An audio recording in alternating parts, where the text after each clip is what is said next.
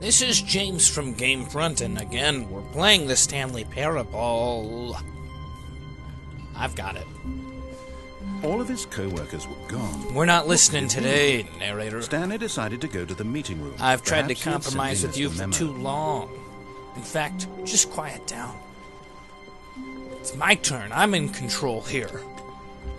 When Go ahead, Stanley shut the came door, to a bitch. set of two open doors, We this went was through the not one I correct wanted way to to. the meeting room, and Stanley knew it perfectly well. Perhaps he wanted to stop by the employee lounge first, just to admire it. Not true. In fact, I'm only going to look at the ground. We're not going to see Yes, anything. truly a room worth admiring. Nope. But eager to get Nope, back to business, not at all. Stanley took the first open door on his left. Screw you! Oh, I can't shut it. But still, not going through it. Stanley was so bad at following directions, it's incredible he wasn't fired years ago. Yeah? Well, when's the last time you had a Stanley, I think job? perhaps we've gotten off You've just on been the wrong FAing foot. around this place, I'm haven't not you? your enemy, really, I'm not. I realize that investing your trust in someone else can be difficult, but the fact is that the story has been about nothing but you all this time. I don't think so. There's someone you've been neglecting, Stanley. Someone you've forgotten about. Please, stop trying to make every decision by yourself. Now, I'm not asking for me, I'm asking for her. Oh, that's right. My This is it, Stanley. wife. Your chance to redeem yourself, to put your work aside, to let her back into your life. No. She's been waiting. No. No. You are trying to play with my emotions because I'm human, and you know that is one of my weaknesses, is emotion. But it's not going to happen, narrator.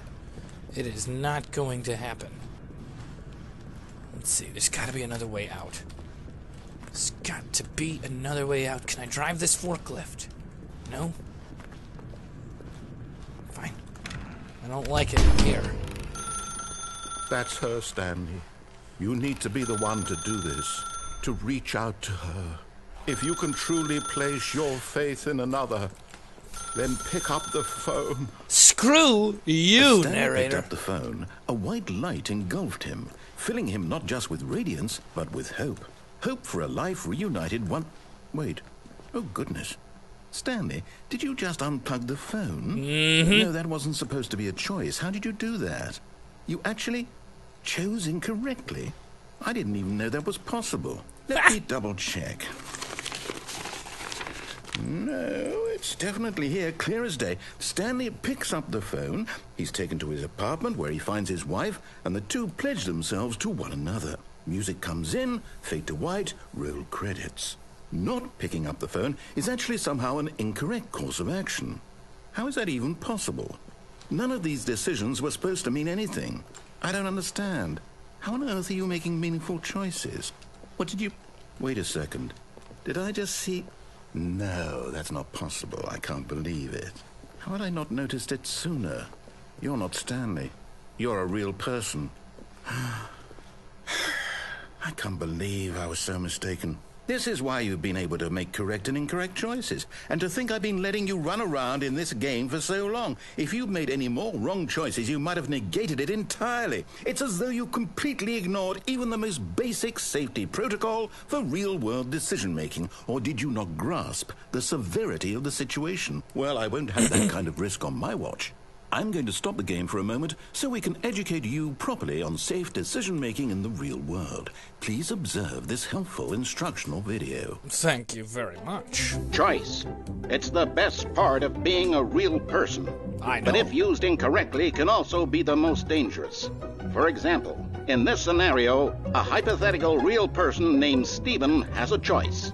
He could spend years helping improve the quality of life for citizens of impoverished third world nations. Or he could systematically set fire to every orphan living in a 30-kilometer radius of his house. Which choice would you make? Remember that unlike here, the real world makes sense, and at no time should you make a choice that does not conform to rational logic.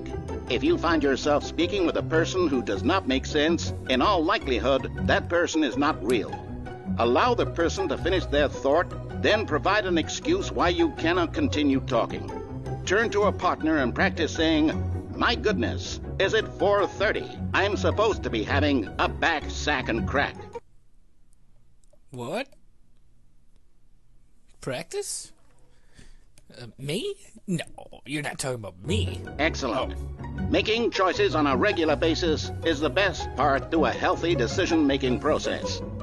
Most medical professionals recommend making at least 8 choices per day. Do you make more than 8? Less? And finally, if you begin to wonder if your choices are actually meaningful and whether you'll ever make a significant contribution to the world, just remember that in the vast infiniteness of space, your thoughts and problems are materially insignificant, and the feeling should subside. At this time, your instructor will guide you in an exercise to test and reinforce the material covered in this video. Okay. Ah, welcome back. You may have noticed that this room has begun to deteriorate as a result of narrative contradiction. But not to worry. Now that you're properly informed on good decision-making, we're going to revisit a choice you made just a few minutes ago and see what the correct thing to do would have been. This way, please. All right. But this room's pretty nice. Please, no more choices. Please, I'm begging. Stop. More charts. Cool. All right. What's this other thing, narrator? I really got one over on you that time, didn't I? Can I go in this door now? No? All right. What is this? Was there always a gate around this? Now that we know your choices are meaningful, we can't have you jumping off the platform and dying. Imagine the main character dying senselessly halfway through the story. That story would make no sense at all. Oh. We just need to get you home as soon as possible before the narrative contradiction gets any worse. Unfortunately, it seems this place is not well equipped to deal with reality. Interesting. Can I go back on? No. You really want me to go forward, huh, narrator? Maybe. Ooh. I wish I had a key card. Oh, thank you for opening the door. I could have gotten that myself.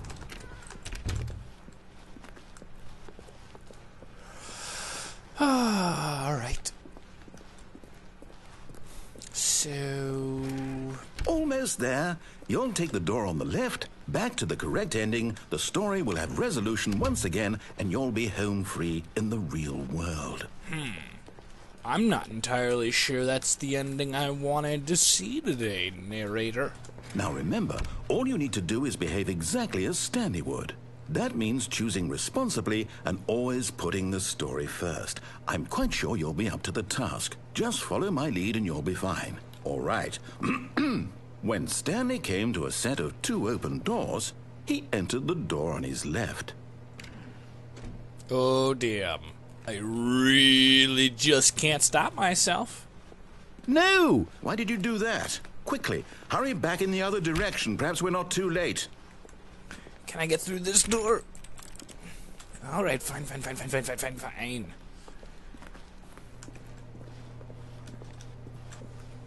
One more peek. Nope. All right, we'll go your way, but only because it's blocked, and I really don't have a choice at all. Oh no. It's ruined. I can't believe, after everything we talked about, that my story, you've destroyed my work. Why? For what? What did you get out of that? What did you think was so special about seeing the game undone, left here like so much garbage? It's worthless now. And what am I supposed to do? Even if there were a way to continue, would it be worth it? To know that my story is now incorrect? How can I go back to that? I can't erase that knowledge. I'll have to live with it forever, reliving its impossibility forever. I couldn't live that way. Is it better to shut the game down entirely? To willingly destroy all of my work? I don't know. What's the answer? What do I do? No, I have to.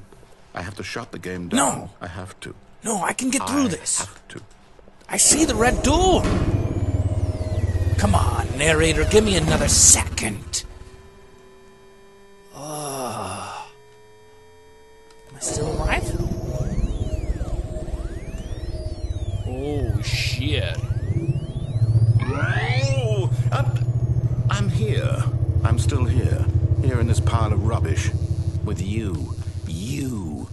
thought you were so clever.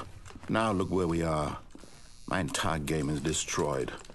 It was the only thing in the world that was mine, and you've run it into the ground. I'm sorry. What, did you think that would be funny? Yeah. You just had to see? Uh-huh. Didn't I impress upon you how important it was to be like Stanley? Oh, but that made me want to... He actually knows how to do what I tell him to. He understands that if I say to do something, there's a damn good reason for it. I'm sorry. That thought hadn't even occurred to you, had it? That there's a world outside of you? You're a child. Oh, come on. Oh, my story.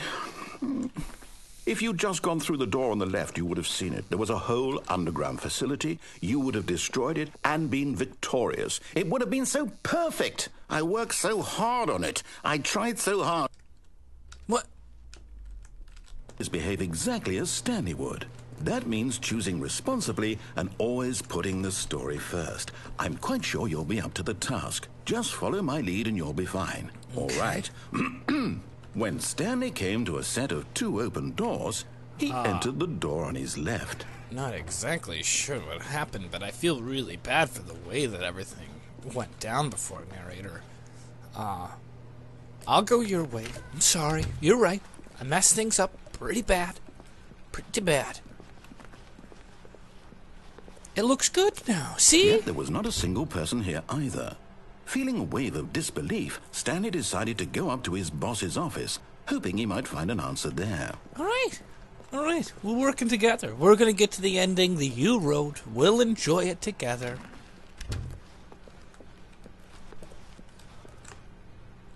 Coming to a staircase, Stanley walked upstairs to his boss's office. Listen, I was following your instructions. You didn't have to put a guardrail in the way. I mean, it's a little much. I will follow your decisions if you still give me a choice, narrator. I learned my lesson. I ruined it. The whole world went straight to hell in a handbag. Usually that's an executive bathroom.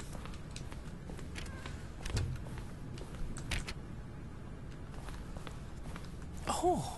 This is a much different office. Stepping inside his manager's office, Stanley was once again stunned to discover not an indication of any human life. Shocked, unraveled, Stanley wondered in disbelief who orchestrated this, until he saw the door with a voice receiver next to it. Surely behind this door lay all the answers to his questions. And beyond all probability, he knew the passcode. He had seen it on his boss's computer just last week. Night Shark 115. Was this the code to open the door? Would it still work? There was only one way to find out. Stanley had been trained never to speak up, but now he would draw from within himself the courage to face the unknown. He drew a sharp breath and then spoke the code. Shark 115. Shark 115. Was it Shark Fight 15? Stanley Night spoke Shark. The code. Night Shark 115. He spoke it into the receiver, right there on the wall. Night Shark 115. Night Shark 115. I'm sorry, is there a problem? You didn't mishear me, did you? Please speak the code into the receiver. Otherwise, we can't get on with the story. This is a crucial step. Night Shark. Okay, 115. fine. You're not going to do it. But you know what? It's pretty humiliating to bring you this far, only for you to suddenly decide you have better things to do. I asked you for this one single thing, for your respect. The kind of respect Stanley shows for his choices. He knows what it means to take a story seriously. If you didn't want to see what I had to show you, then why did you come here? You had a choice, you know. You could have gone through the door on the right. You could have done whatever the hell you wanted over there. Why did you come this way? Speak. Say something to me. Explain yourself, you coward. What? When Stanley came to a set of 2 open doors, he entered the door on his left. That's me. Oh my gosh. Stanley? Hello? Are you... Is everything okay? Stanley, please. I need you to make a choice. I need you to walk through the door. Are you listening to me? Can you I hear did me? it. Is everything all right? Stanley, this is important. I beat the game. The story needs you. It needs you to make a decision. It cannot exist without you. Do you understand me? Whatever choice you make is just fine. They're both correct. You cannot be wrong here. We can work together. I'll accept whatever you do. I simply need you to take that step forward, please. Choose. Do something. Anything. This is more important than you can ever know. I need this. The story needs it. So, you hear me? Are you there? Are you listening to this? Stanley, are you there? Okay. It's okay, I can wait. You need time to decide. Time to make sure your choice is correct. That is the best choice. That's all right. I'll wait for you to decide what's the right thing to do. Take as much time as you need.